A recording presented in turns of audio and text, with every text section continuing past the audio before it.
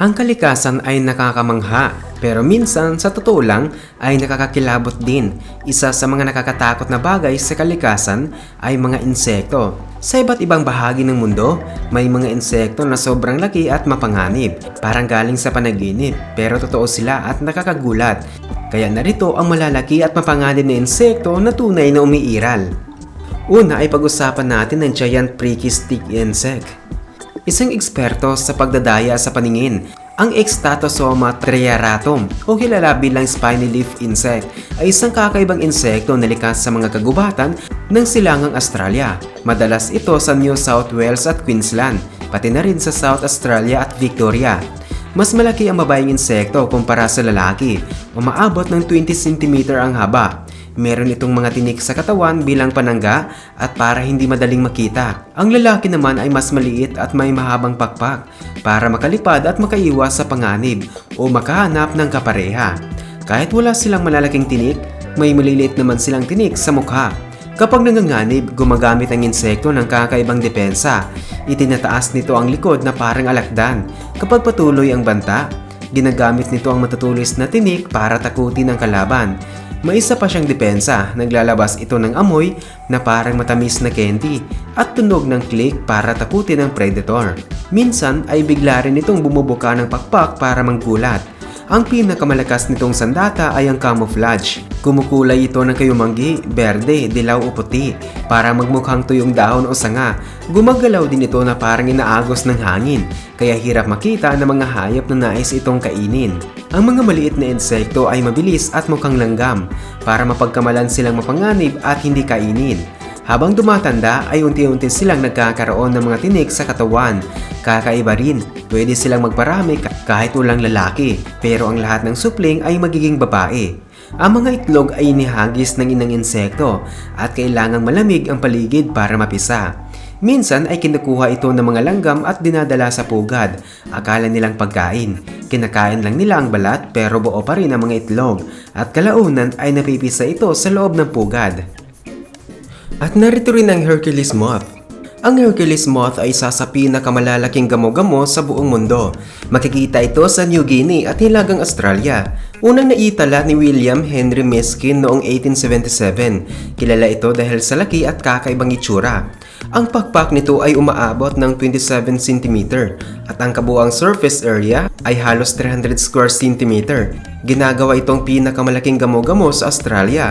Ang pakpak ay kulay ginintuang kayumanggi na may puting marka at may mga transparent o malinaw na spot sa bawat bahagi ng pakpak. Pareho ang itsura ng lalaki at babae, pero ang mga lalaki ay mas mahaba at makitid na buntot sa pakpak.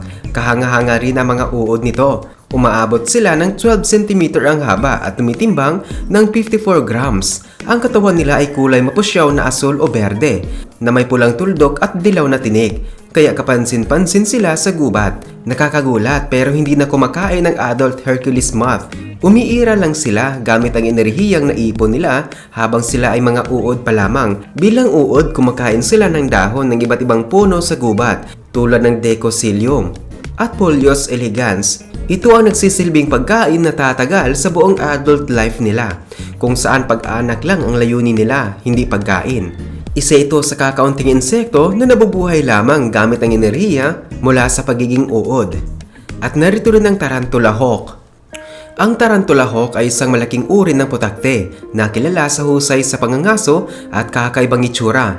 Umaabot sila ng 6.5 cm ang haba at ang pangunahing biktima nila ay mga tarantula.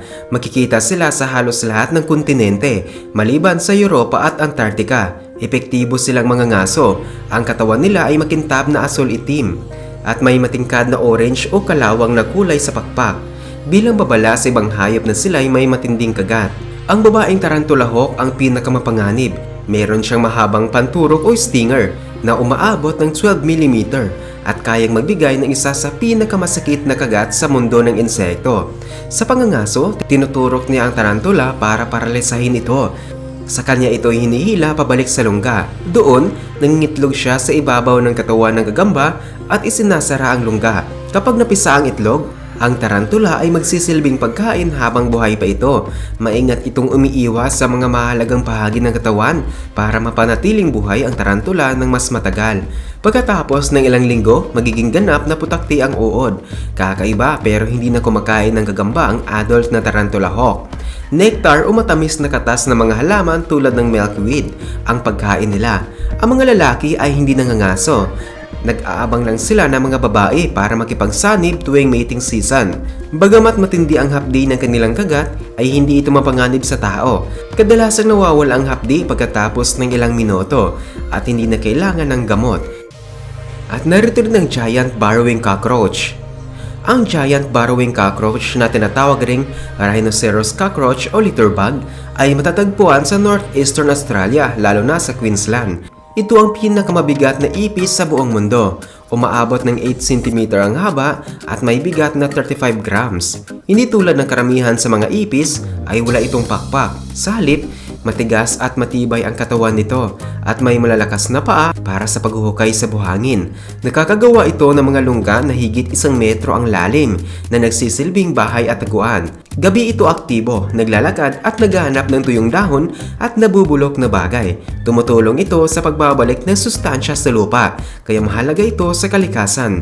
Isa sa pinaka-nakakamanghang katangian nito ay ang mahabang buhay, umaabot ng hanggang 10 taon, na bihira para sa mga ipis. Ang babaeng ipis ay nangingitlog. Hinahawakan niya ang mga itlog sa isang espesyal na pouch hanggang sa mapisa. Kaya niyang maglabas ng hanggang 30 supling at inalagaan niya mga ito sa lugga hanggang sa kaya na nilang mabuhay mag-isa. Kaya na itong gumawa ng hising o paghinga na may tunog gamit ang hangin mula sa tiyan para takutin ang mga kalaban. Kahit malaki at mukhang nakakatakot, hindi sila mapanganib sa tao. At narito rin ang giant hornet, isang mapanganib na mandaragit. Ang giant hornet ay isang nakakatakot na insekto, kasing laki ng isang posporo. Hindi lang dahil sa laki niya ito mapanganib, isa ito sa pinaka-nakakalasong insekto sa buong mundo. Lalo itong mapanganib dahil sa neurotoxin na nakakaapekto sa katawan. Isang kagat lang ay pwede magdulot ng malalang allergic reaction na maaaring humantong sa malubhang karamdaman. Kahit kalahating taon lang nabubuhay ang mga ito, ay kaya nilang pabagsakin ang humigit kumulang 40 katao kada taon. Mahina sila sa mataas na temperatura. Madalas silang makita sa mga bahagi ng Asia tulad ng India at Japan. Madalas silang manghuli ng ibang insekto, kabilang na ang praying mantis. Kapag may nakita silang biktima, ay pinupulbos nila ito gamit ang kanilang malalakas na panga. Tapos ay dinadala ang pagkain sa pugad para sa kanilang supling. Tuwing tag-init, palagi silang nangangaso para pagkain. Kapag may nakita silang pugad ng mga bubuyog, ay nagmumurkas sila gamit ang mga kimikal na amoy. Tanda para sa lakayin ito ng ibang hornet. Kahit iilan lang sila, ay kayang pabagsakin ang mahigit 300 bubuyog sa loob lang ng ilang oras sa bawat isa sa kanila. Buti na lang, hindi gaanong mapanganib sa tao ang giant hornet. Pero para sa maliliit na nilalang, isa itong tunay na bangungot.